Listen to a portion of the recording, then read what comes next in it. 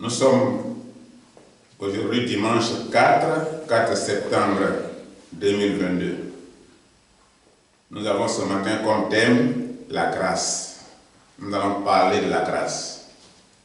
Qu'est-ce que la grâce? Souvent, nous nous posons la question et nous n'avons pas de réponse. Souvent, nous parlons aussi de grâce et nous ne savons pas ce que c'est que la grâce. Qu'est-ce que la grâce? Le mot grâce est défini de plusieurs façons. Mais, d'une manière générale, une grâce, c'est une faveur qu'on accorde à une personne alors qu'on n'y est pas obligé, qu'on ne lui doit rien. Alors, on parle de grâce en ce moment-là. Et le mot grâce désigne aussi une remise de peine ou annulation de sa peine accordée à un condamné par un chef d'État.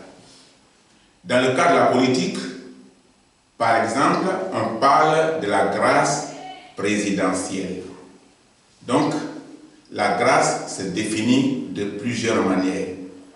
Mais dans le contexte religieux, parce que ce matin, nous allons parler de la grâce de Dieu.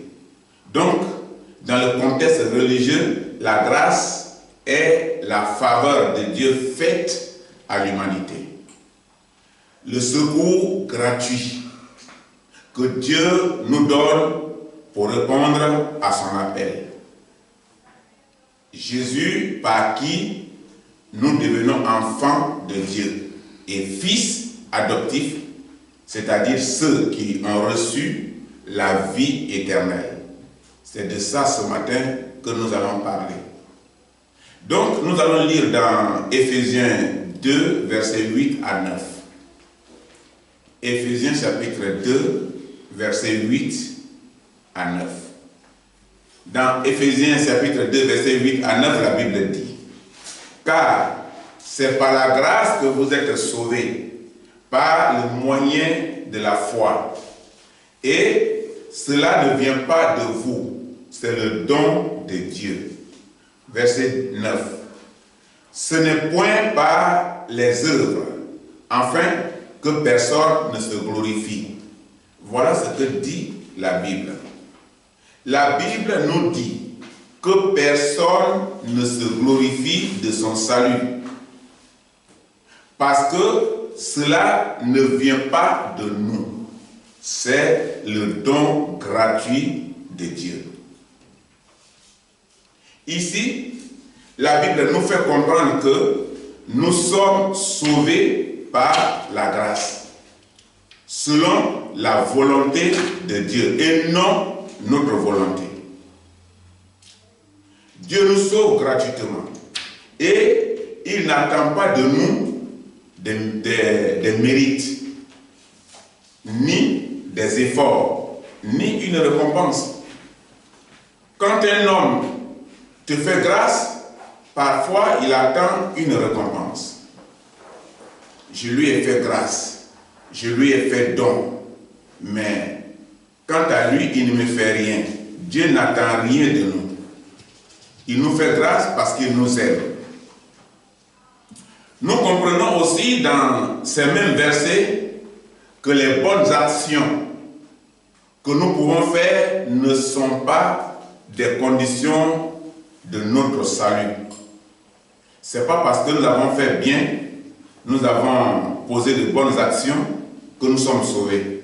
Ce n'est pas à cause de ça que nous sommes sauvés. Mais c'est notre reconnaissance. Quand nous faisons ça là, c'est une reconnaissance, c'est notre reconnaissance. C'est un remerciement de notre part à Dieu quand nous faisons de bonnes actions. On est reconnaissant à Dieu des bonnes actions qu'on pose vers Dieu, envers Dieu, on est reconnaissant à Dieu. C'est-à-dire que c'est notre manière de remercier notre Seigneur et notre Créateur. Et nous allons lire dans Romains 6, verset 23. Romains chapitre 6, verset 23. Dans Romains 6, verset 23, la Bible dit: car le salaire du péché, c'est la mort. Mais le don gratuit de Dieu, c'est la vie éternelle en Jésus-Christ, notre Seigneur. Voici là où la Bible nous amène. Voilà ce que nous devions comprendre de ce verset. La Bible parle de dons gratuits, alors que nous venons de parler de grâce. Grâce et gratuit, c'est le même mot. La grâce de Dieu donne ce que personne ne mérite. Donc, de même, gratuit signifie ce qui a été donné que tu ne mérites pas, mais qu'on te donne. Ce n'est pas à cause de ses mérites que quelqu'un peut s'approcher de Dieu ou se sauver lui-même. Mais Dieu le reçoit en vertu de sa grâce. Dieu nous donne gratuitement. Donc la grâce de Dieu que nous recevons, ce n'est pas parce que nous sommes meilleurs. Ce n'est pas parce que nous sommes bons. Mais justement, c'est parce que nous sommes mauvais que Dieu nous fait grâce. Et nous connaissons Dieu. Donc les actions que nous devons poser doivent être bonnes.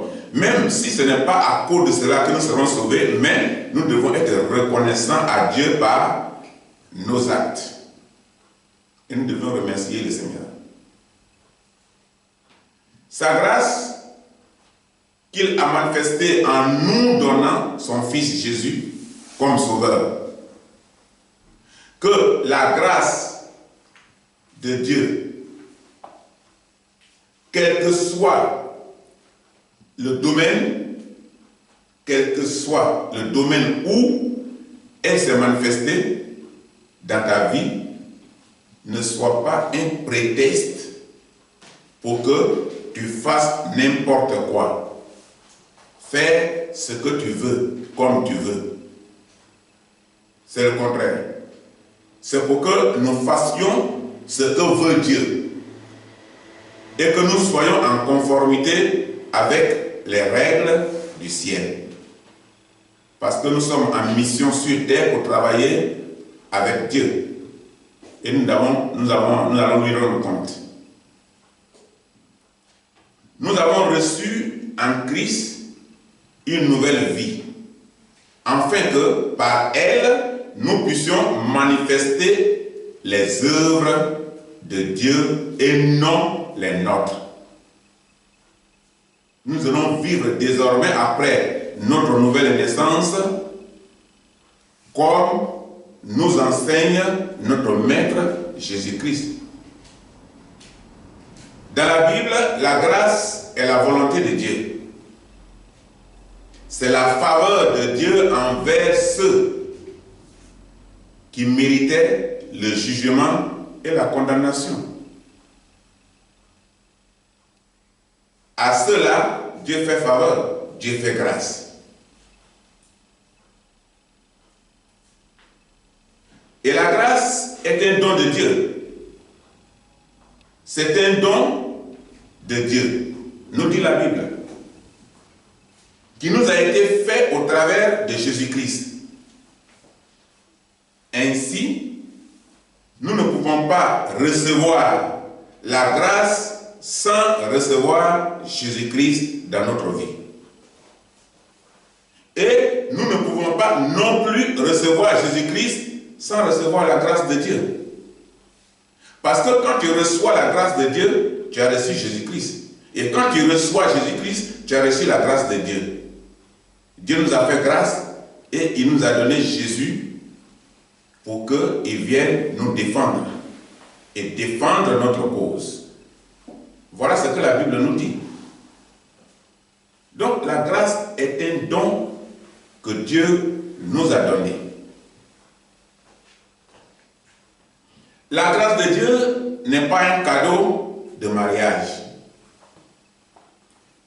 Elle n'est pas non plus un cadeau d'anniversaire qu'on paye au magasin. C'est un problème qui dépend du Créateur. Et la grâce, c'est aussi le fait que Jésus ait pris sur lui la condamnation que nous méritions et pour nous donner la vie éternelle. Donc nous devions comprendre que notre vie éternelle aujourd'hui ne dépend pas de nous. Ça dépend du sacrifice de Christ. Nous allons lire dans Éphésiens 4, verset 7. Éphésiens chapitre 4, verset 7. Dans Éphésiens chapitre 4, verset 7, la Bible dit: mais à chacun de nous, la grâce a été donnée selon la mesure du don de Christ. Qu'est-ce que cela veut dire? Et la Bible est mieux placée toujours pour nous expliquer et pour nous faire comprendre. C'est pourquoi, lorsque Christ nous a fait grâce, il a aussi donné quelques principes. Dans chaque chose, il y a des principes. Et il veut que nous respections les principes de la grâce. Parce qu'on ne doit pas faire de la grâce n'importe quoi. À savoir, avoir un esprit de reconnaissance envers Dieu.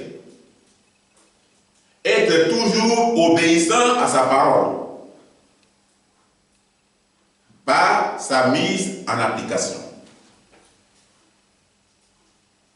Marcher dans l'intégrité et non par notre propre volonté. Le mensonge et la corruption, ce qui a gagné aujourd'hui le monde. Quand nous avons la grâce, veillons. Veillons et demeurons sanctifiés et saints dans toute notre conduite. Car l'amour de Dieu se penche favorablement vers nous et il nous fait grâce. Mais quelques principes que Christ cite ici nous permettent de préserver ce que Dieu nous a donné gratuitement. Et la grâce est un don fait aux pécheurs. Elle nous fait connaître Dieu et nous montre comment nous devons nous conduire. Ce sont les principes. Elle nous détache de nous-mêmes et de nos péchés. Elle nous tourne vers Christ et nous ramène à lui en toute liberté et sécurité. Celui qui est en Christ est libre. Sa vie ne dépend plus de ceux qui pensent que c'est eux qui lui donnent la vie. Et quand tu as ça en esprit, que ta vie dépend de quelqu'un, tu n'es pas libre. Tu penses que tu fais une erreur envers cette personne, il va mettre fin à ta vie. Et tout le temps, tu es préoccupé. Tout le temps, c'est toi qui penses. Et tu es dans les problèmes. Il faut être libre. Et pour être libre, il faut Christ en toi. Mais il faut pratiquer ce qui est écrit, ce que tu as appris, ce que la Bible t'a enseigné. Nous allons terminer par la bénédiction. Nous allons lire dans Deutéronome 11, verset 26. Nous allons passer de grâce aux bénédictions. Dans Deutéronome 11, verset 26, la Bible dit: voilà, je mets aujourd'hui devant vous la bénédiction et la malédiction.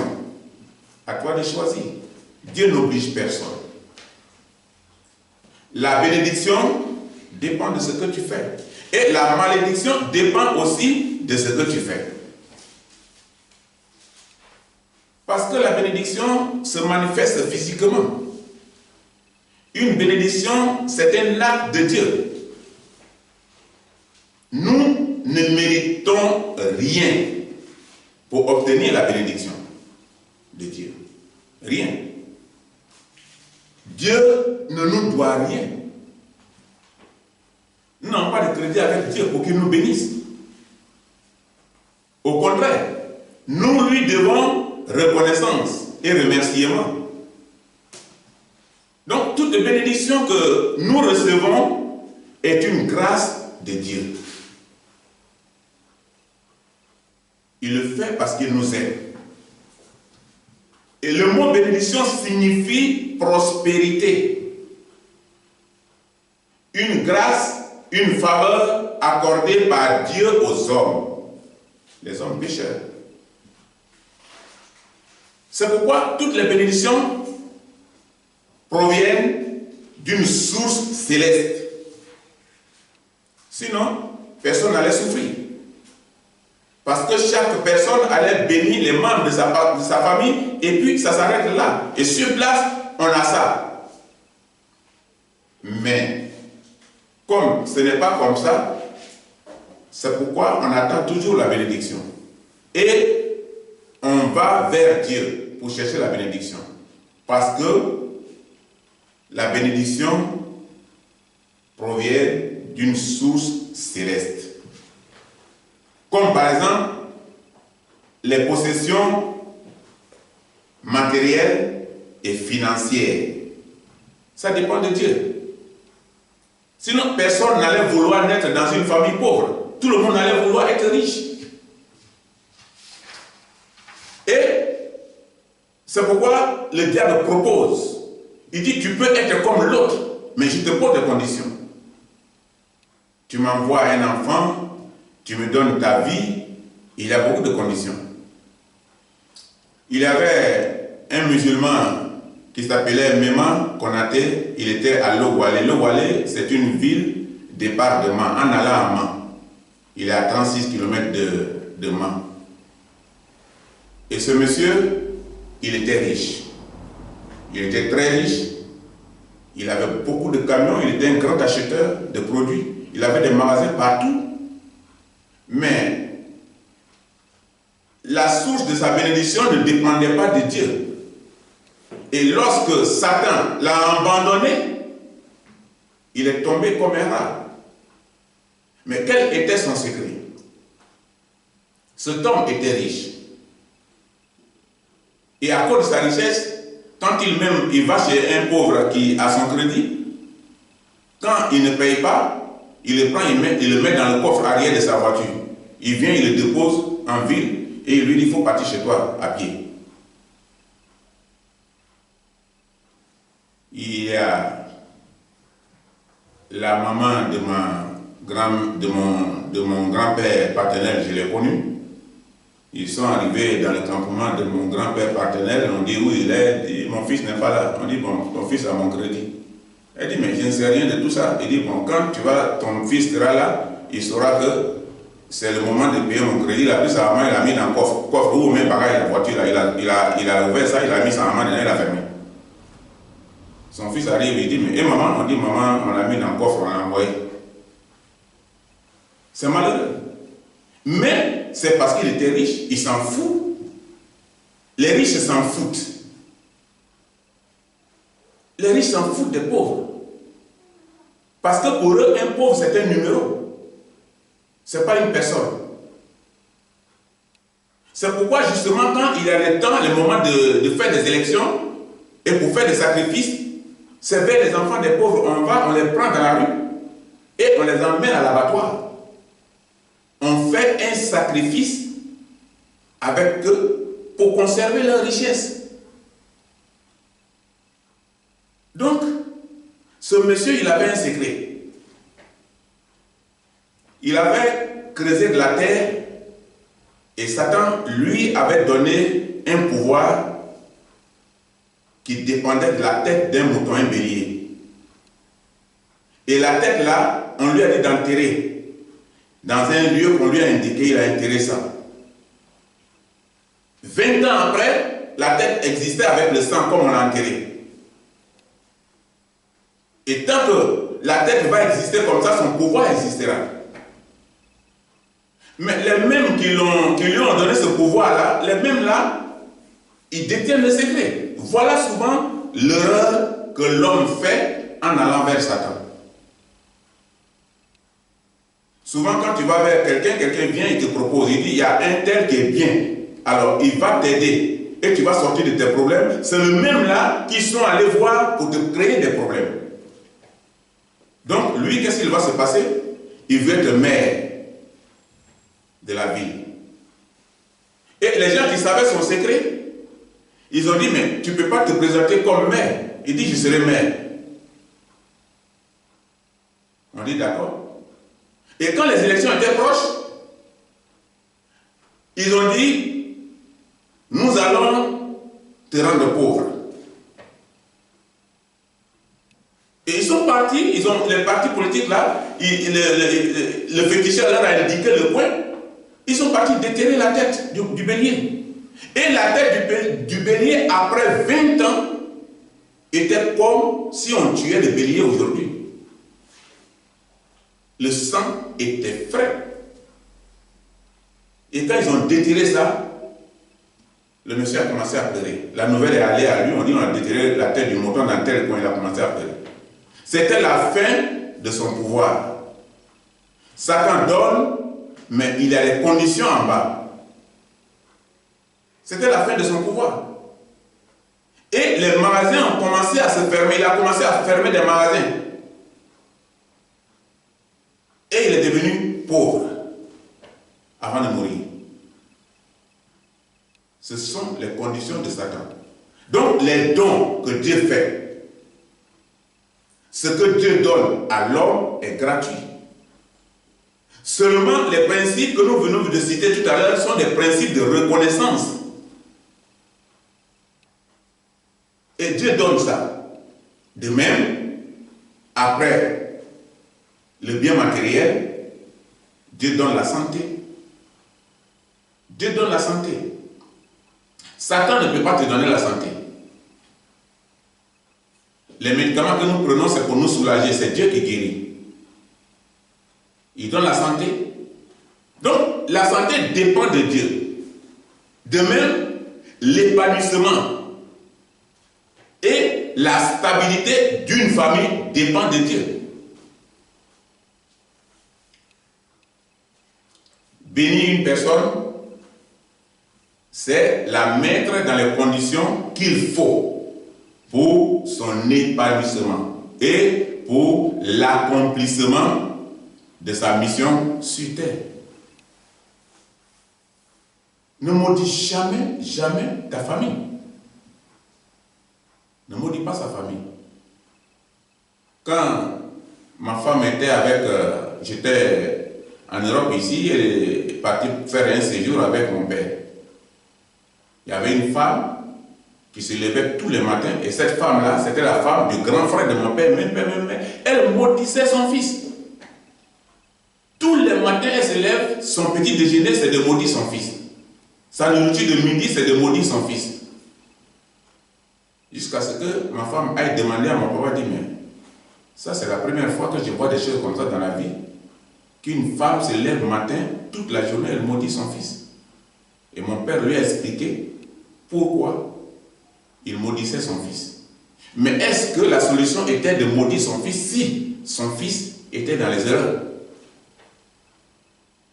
Souvent quand l'éducation est ratée, ça amène certaines personnes à maudire. Mais si l'éducation est ratée, tout dépend des parents depuis le commencement. Il y a des enfants qui n'arrivent pas vraiment à se soumettre. Mais les parents ont une part souvent de responsabilité dès le commencement.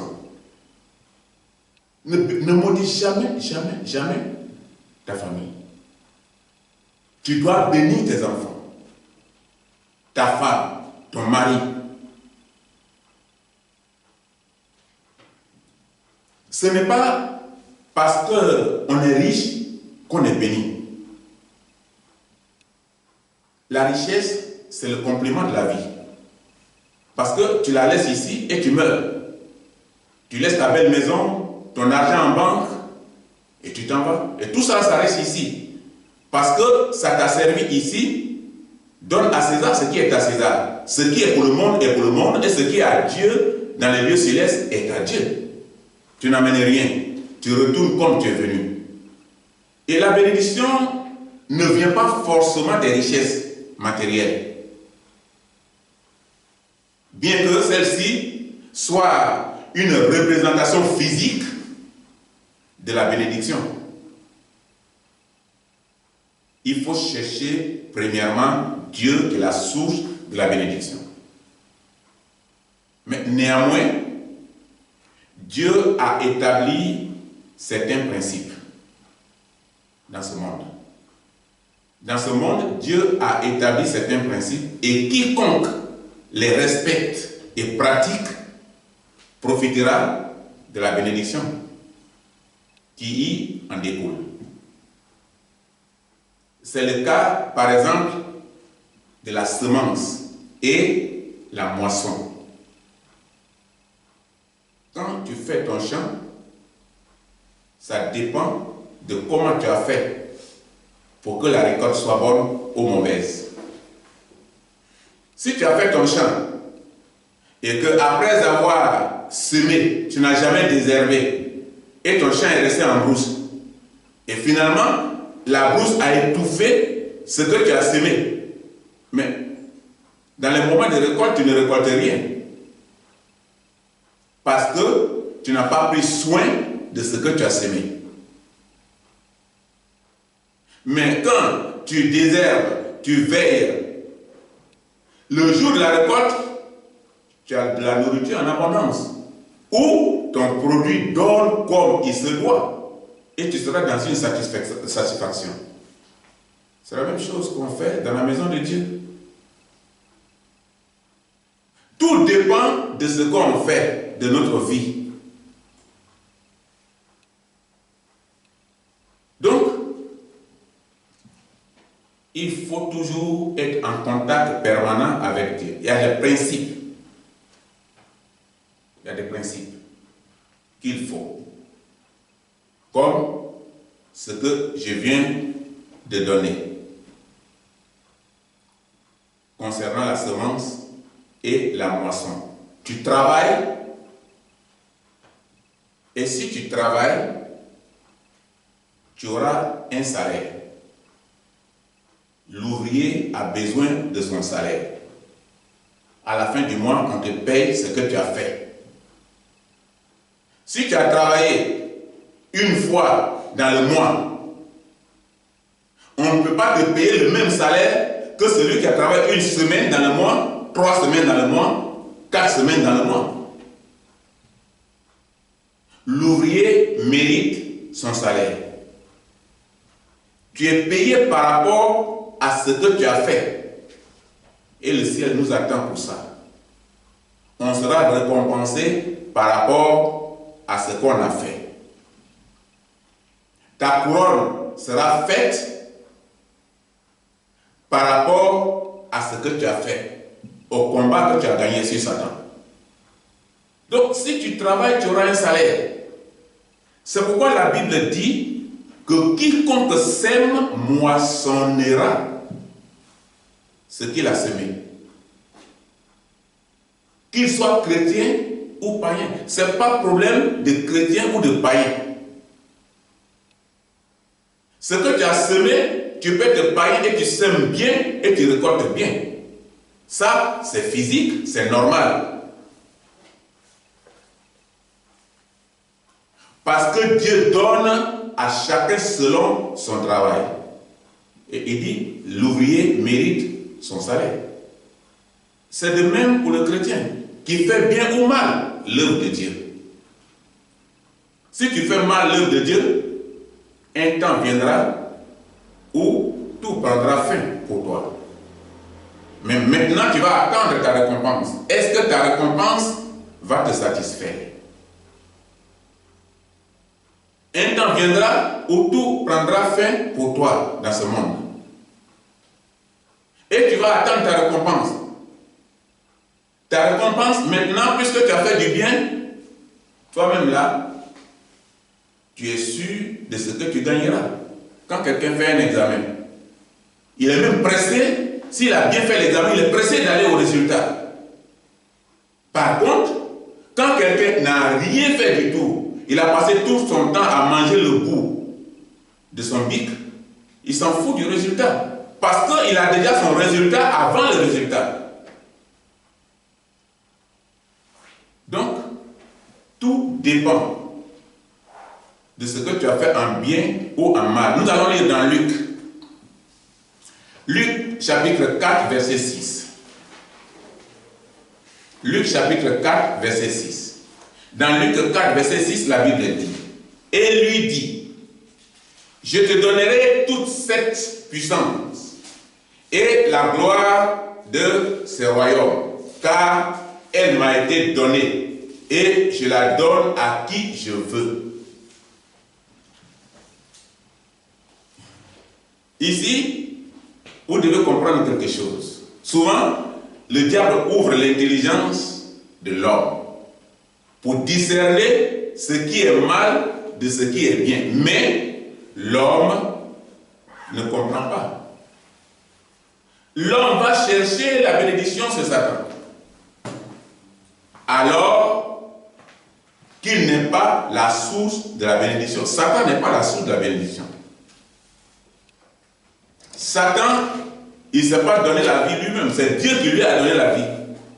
Et lorsque les hommes que Dieu a créés sur terre ont donné la clé à Satan dans le jardin d'Éden, Satan a commencé à tout gouverner dans le monde. Et il dit, je donne à qui je veux. Donc, c'est celui qui va vers lui, c'est à celui-là qu'il donne. Mais il n'est pas la source de la bénédiction. Certains vont jusqu'à signer des pactes avec lui, pour bénéficier de ses grâces. Mais l'issue de cette incrédulité les mène à la mort physique, qui est la séparation totale avec Dieu, et la mort spirituelle. Parce qu'on meurt avant de mourir. Quand tu es séparé de Dieu, quoique vivant, Dieu te considère comme mort. Et maintenant, spirituellement, tu es mort. C'est-à-dire que tu ne verras plus Dieu jamais dans son royaume. Parce que Satan est un menteur. Et ce qu'il te présente sont des fruits du mensonge. Satan dit, dans le verset que nous venons de lire, que tout lui a été donné et il donne à qui il veut. Tout lui a été donné. Et qu'il peut donner à qui il veut. Ce qui signifie, en clair, qu'il n'est pas le vrai propriétaire. Satan n'a jamais été le vrai propriétaire. Satan n'a aucun pouvoir de bénédiction. Contrairement à ce qu'il laisse croire aux hommes. Je vais vous bénir, je vais vous donner. Si vous êtes soumis à moi, à mes conditions, si vous venez vers moi, et l'homme croit.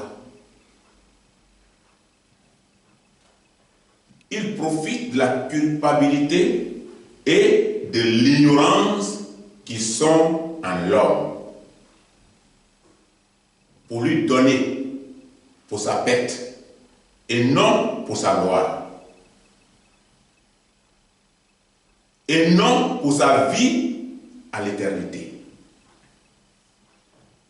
C'est à sa perte qu'il donne. Les richesses dérobées, les richesses qu'il donne, c'est les choses qu'il a volées. Et il te donne. Et toi, tu prends.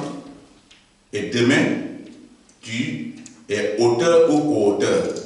Parce que tu as participé avec lui. Il t'a donné, tu as vécu avec. Souvent, la source de certaines richesses sont mauvaises, très mauvaises. Mais on veut ressembler à ces personnes-là. Mais nous ne savons pas comment ils ont gagné. Et est-ce qu'on sera d'accord avec les conditions dans lesquelles ils ont gagné ça?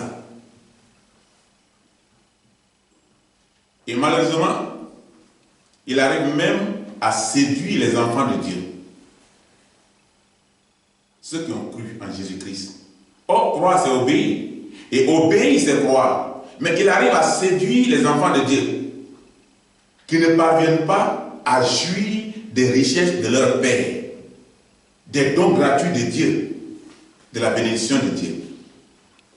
Et en conclusion, nous allons conclure par là, en conclusion, une vie de péché éloigne le chrétien de Dieu et de la source de bénédiction. Quelqu'un qui est éloigné de Dieu est éloigné de la source de bénédiction. Parce que Satan n'est pas la source de bénédiction.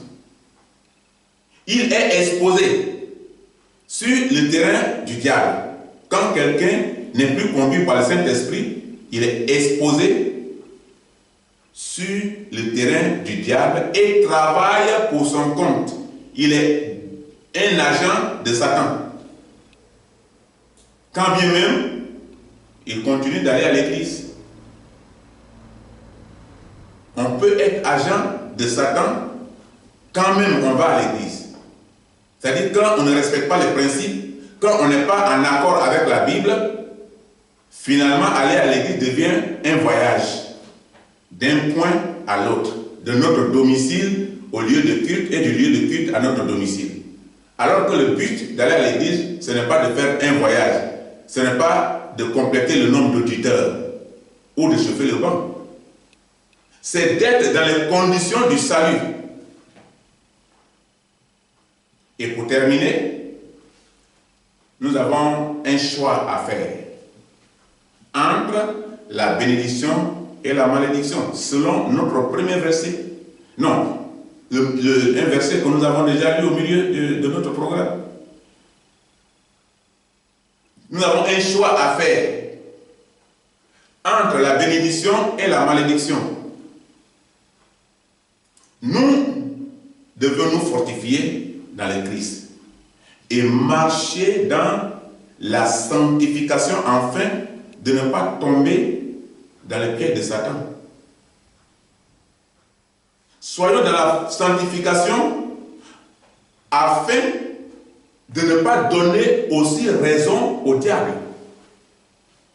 Puisqu'il a dit qu'il est propriétaire et il nous a tout dit. Mais si nous sommes restés avec lui jusqu'à la mort, nous lui avons donné raison. Et on serait mort définitivement. Car l'enfer n'est pas la place des enfants de Dieu. C'est là ce matin que nous allons nous arrêter. L'enfer n'est pas notre place. Ce n'est pas la place des enfants de Dieu. Que Dieu nous bénisse.